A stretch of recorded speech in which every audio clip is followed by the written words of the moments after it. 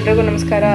ಇವತ್ತು ಶಿವರಾತ್ರಿ ಸ್ಪೆಷಲ್ ಹುರಕ್ಕಿ ತಂಬಿಟ್ಟು ಹೇಗೆ ಮಾಡೋದು ಅಂತ ನೋಡೋಣ. ಅದಕ್ಕೆ ಬೇಕಾಗಿರೋ ಇಂಗ್ರೀಡಿಯೆಂಟ್ಸ್ ಏನೇನು ಅಂತ ನೋಡ್ಕೊಬಿಡೋಣ. ಫಸ್ಟು ನಾನು ಇಲ್ಲಿ 1 ಲೋಟ ಅಕ್ಕಿ ತೊಗೊಂಡಿದ್ದೀನಿ. ಅದೇ ಲೋಟದಲ್ಲಿ 1 ಲೋಟ ಆಗುವಷ್ಟು ಬೆಲ್ಲ ತೊಗೊಂಡಿದ್ದೀನಿ.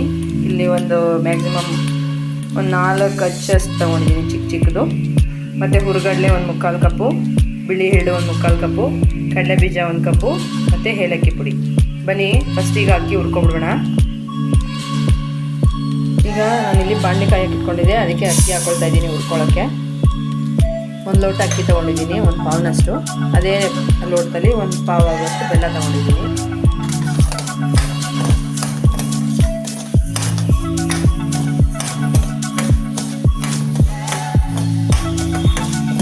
ಅಕ್ಕಿ ಸ್ವಲ್ಪ ಬ್ರೌನ್ ಆಗೋ ಥರ ಹುರ್ಕೊಳ್ಳೋಣ, ಬ್ರೌನ್ ಕಲರ್ ಬರೋವರೆಗೂ. ನೀವು ಯಾವ ಥರ ಅಕ್ಕಿ ಬೇಕಾದರೂ ತೊಗೋಬೋದು. ಊಟದ ಅಕ್ಕಿ ಯಾರು ತೊಗೋಬೋದು, ಇಲ್ಲ ಕಾರ್ಡ್ ಅಕ್ಕಿ ಬರುತ್ತಲ್ಲ ಅದಾದ್ರು ತೊಗೋಬೋದು, ಯಾವ್ದಾದ್ರು ತೊಗೋಬೋದು. ನಾನಿಲ್ಲಿ ಭಾರತ್ ರೈಸ್ ತೊಗೊಂಡಿದ್ದೀನಿ 1 ಲೋಟ.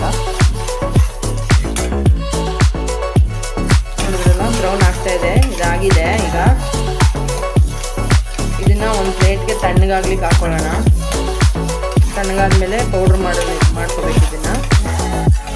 ಇದನ್ನೊಂದು ಪ್ಲೇಟ್ಗೆ ಹಾಕೊಳ್ಳೋಣ ತಣ್ಣಗಾಗಲಿಕ್ಕೆ. ತಣ್ಣಗಾಗಬೇಕು, ತಣ್ಣಗಾದ್ಮೇಲೆ ಪೌಡರ್ ಮಾಡ್ಕೊಳ್ಳೋಣ.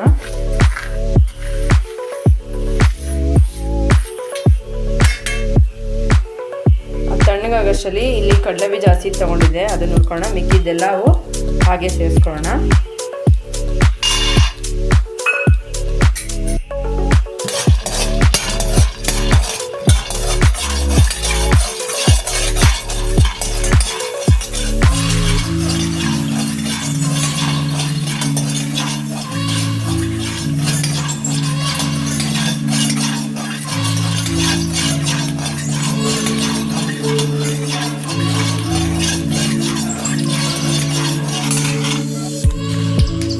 ಇವಾಗ ಇದಾಗಿದೆ, ಕಡಲೆಬೀಜ ಹುರ್ಕೊಂಡಿದ್ದಾಗಿದೆ. ಇದನ್ನೊಂದು ಪ್ಲೇಟ್ಗೆ ಹಾಕೋಣ ತಣ್ಣಗಾಗಕ್ಕೆ.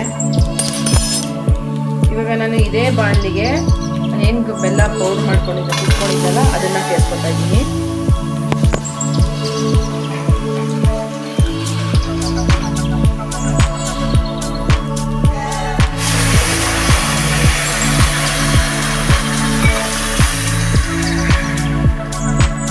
ಅದೇ ಬಟ್ಲಲ್ಲಿ 1 ಕಪ್ ನೀರು ಸೇರಿಸ್ಕೊಂಡಿದ್ದೀನಿ. ಬೆಲ್ಲ ಕರಗಬೇಕು.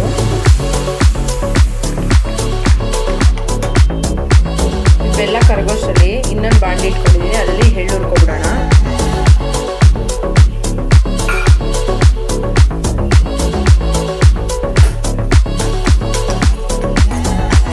ಸ್ವಲ್ಪ ಗೋಲ್ಡನ್ ಬ್ರೌನ್ ಬರೋವರೆಗೂ ಹುರ್ಕೊಳ್ಳೋಣ.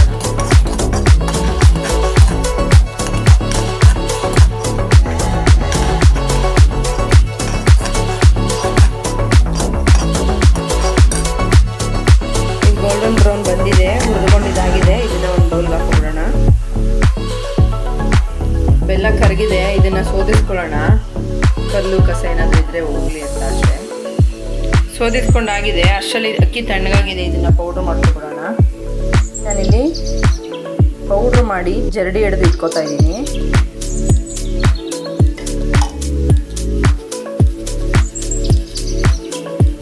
ನೋಡಿ, ಈ ಥರ ಪೌಡ್ರ್ ಮಾಡಿ ಜರಡಿ ಮಾಡಿ ಇಟ್ಕೊಂಡಿದ್ದೀನಿ. ನೆಕ್ಸ್ಟ್ ನಾನು ಇಲ್ಲಿ ಮತ್ತೆ ಇನ್ನೊಂದು ಪಾತ್ರೆ ತೊಗೊಂಡಿದ್ದೀನಿ, ಇದನ್ನ ಕಾಯಕ್ಕೆ ಇಟ್ಕೊಂಡಿದ್ದೀನಿ.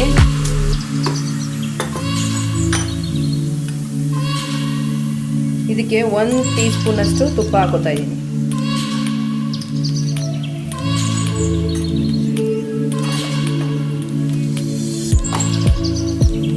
ನೆಕ್ಸ್ಟ್ ನಾನು ಅವಾಗಲೇ ಕಡಲೆಬೀಜ ಹುರ್ಕೊಂಡಿದ್ದಲ್ಲ ಅದನ್ನು ಸಿಪ್ಪೆ ತೆಗೆದು ಇಟ್ಕೊಂಡಿದ್ದೆ. ಈಗ ಇದನ್ನು ಈ ತುಪ್ಪದ ಜೊತೆ ಫ್ರೈ ಮಾಡ್ಕೊಳ್ಳೋಣ. ಇದು ಕಾದಿದೆ. ಇವಾಗ ಈ ಕಡಲೆಬೀಜ ಸೇರಿಸ್ಕೊತಾ ಇದ್ದೀನಿ.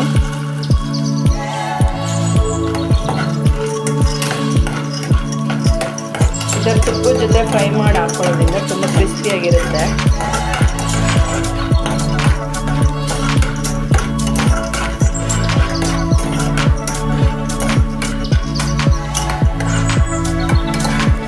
ಇವಾಗ ಇದು ಫ್ರೈ ಆಗಿದೆ, ಇದನ್ನು ಆಫ್ ಮಾಡ್ಕೊಳ್ಳೋಣ. ನೆಕ್ಸ್ಟ್ ನಾನು ಇಲ್ಲಿ ಬೆಲ್ಲ ಸೋದಿಸಿ ಇಟ್ಕೊಂಡಿದ್ನಲ್ಲ ಅದನ್ನು ಮತ್ತೆ ಕಾಯಕ್ಕೆ ಇಟ್ಕೊಂಡಿದ್ದೀನಿ. ಇದು ಒಂದೇಳೆ ಪಾಕ ಥರ ಬರಬೇಕು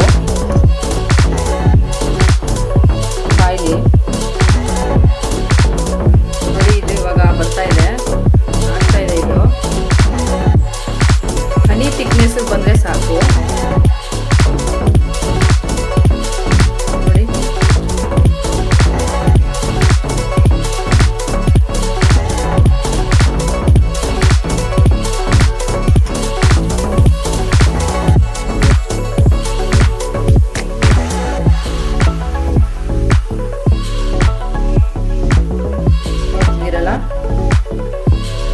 ಈ ಥರ ಒಂದು ಲೇಯರ್ ಹನಿ ಥಿಕ್ನೆಸ್ ಬಂದರೆ ಸಾಕು. ಇವಾಗ ಇದನ್ನೆಲ್ಲ ಸೇರಿಸ್ಕೊಳ್ಳೋಣ.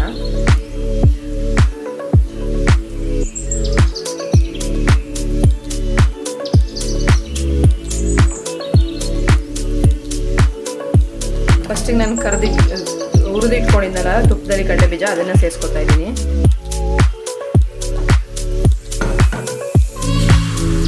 ನೆಕ್ಸ್ಟ್ ನಾನು ಎಳ್ಳು ಹುರಿದಿಟ್ಕೊಂಡಿದ್ದಲ್ಲ ಅದನ್ನು ಸೇರಿಸ್ಕೊತಾ ಇದ್ದೀನಿ. ನೆಕ್ಸ್ಟು ಹುರುಗಡ್ಲೆ ತೆಕ್ಕೊಂಡಿದ್ನಲ್ಲ ಅದನ್ನು ಸೇರಿಸ್ಕೊತಾ ಇದ್ದೀನಿ.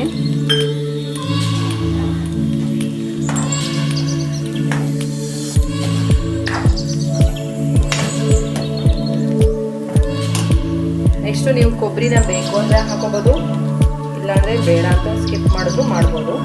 ನಾನಿಲ್ಲಿ ಒಂದು ಇಡಿಯಷ್ಟು ಕೊಬ್ಬರಿನ ಸೇರಿಸ್ಕೊತಾ ಇದ್ದೀನಿ. ನೆಕ್ಸ್ಟ್ ನಾನಿಲ್ಲಿ ಒಂದು 1/2 ಟೀ ಸ್ಪೂನಷ್ಟು ಏಲಕ್ಕಿ ಪುಡಿ ಸೇರಿಸ್ಕೊತಾ ಇದ್ದೀನಿ.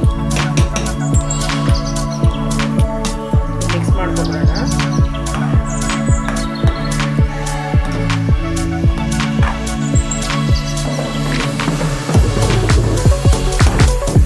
ನೆಕ್ಸ್ಟ್ ನಾನು ಇದಕ್ಕೆ ಅಕ್ಕಿನ ಹುರಿದು ಪೌಡರ್ ಮಾಡಿ ಇಟ್ಕೊಂಡಿದ್ದಲ್ಲ ಅದನ್ನು ಸೇರಿಸ್ಕೊತಾ ಇದ್ದೀನಿ.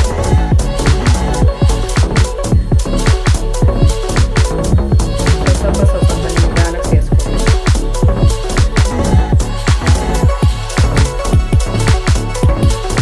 ಸೇರಿಸ್ಕೊಂಡಿದ್ದಾಗಿದೆ ಸ್ವಲ್ಪನೇ. ಈಗ ನಿಧಾನಕ್ಕೆ ಮಿಕ್ಸ್ ಮಾಡ್ಕೊಳ್ಳೋಣ ಇದನ್ನು.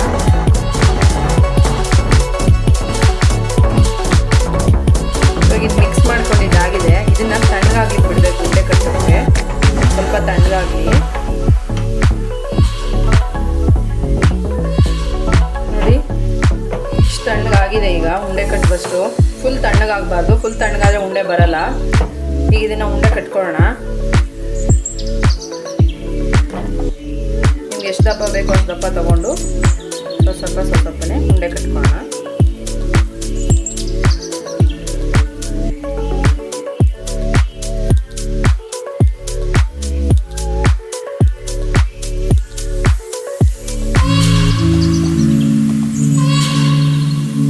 ತುಂಬ ತಣ್ಣಗಾದರೆ ಉಂಡೆ ಬರಲ್ಲ. ಈಗಲೇ ನೋಡ್ಕೊಬಿಡಿ. ಸ್ವಲ್ಪ ಬಿಸಿ ಇದ್ದಂಗೆ ಸ್ವಲ್ಪ ಉಂಡೆ ಕಟ್ಕೋಬೇಕು. ಫುಲ್ ತಣ್ಣಗಾಗಬಾರ್ದು. ಕೈ ಬಿಸಿ ತಡೆಯುವಷ್ಟಿದೆ.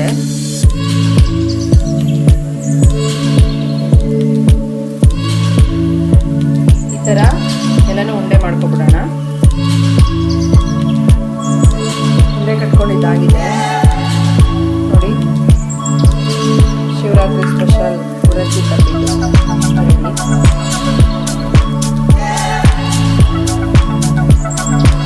ಒಂದು ತಿಂಗಳವರೆಗೂ ಇಟ್ಕೋಬೋದು.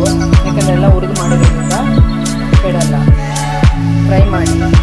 ಈ ತಂಬಿಟ್ಟು ರೆಸಿಪಿ ನಿಮ್ಗೆ ಇಷ್ಟ ಆಗಿದ್ರೆ ಲೈಕ್ ಮಾಡಿ, ಶೇರ್ ಮಾಡಿ. ಹಾಗೆ